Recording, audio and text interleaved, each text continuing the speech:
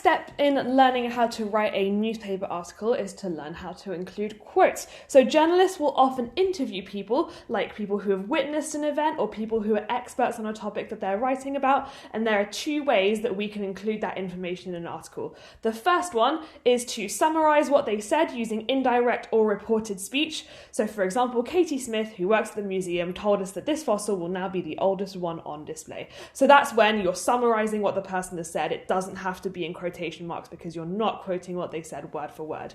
If we do want to quote exactly what they've said, so for example, it'll be the oldest fossil on display by far, said Katie Smith, one of the oldest employees at the museum, then that needs to go in inverted commas. So when we're punctuating quotes, the rules are very, very similar to the rules that we use for punctuating speech in a narrative. So for example, if Mr. Pendansky has said it's a truly fascinating discovery, then we need to put the speech, so what he said, between inverted commas.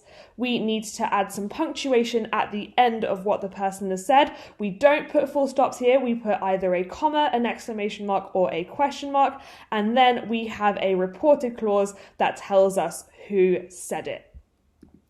When we're writing reported clauses, we can use a range of different reporting verbs. The most common one by far is said, but you might find sometimes that it's appropriate to use a different reporting verb. I've added some examples here of different ones that you might want to try using.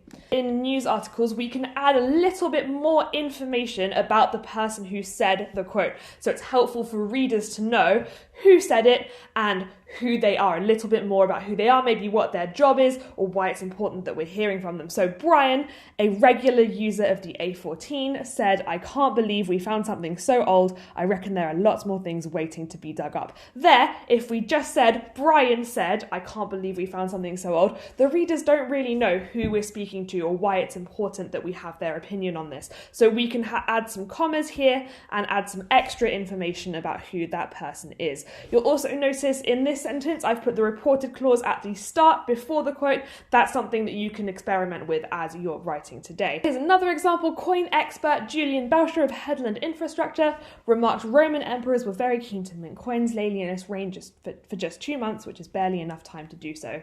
So again, here I decided to put the reported clause at the front, and I've added here, inside commas, the name of the company that this coin expert works for. "It's the most significant find of my career so far," said Lucy Wong, the lead archaeologist at the dig. Again, here, if we just said the person who said this quote was Lucy Wong, we don't know who that person is. So we need to add commas and then add some more information about them. So here are a few more examples of the types of things that we are looking for. "We are doing everything necessary to ensure that this find makes its way to the appropriate experts," said Mr. Hewitt, who had been in charge of the camp for over a decade. So again, I've got that comma and I'm adding extra information about who said it. "Miss Owen, head chef at the camp, said, 'I'm sure the boys will all be rewarded fairly for their discovery.'" So here I've put the reported clause at the start of the sentence and the quote at the end. So make sure that as you're writing today, if you get stuck, come back to this video or the slides and look at the examples that will show you how to punctuate these quotes.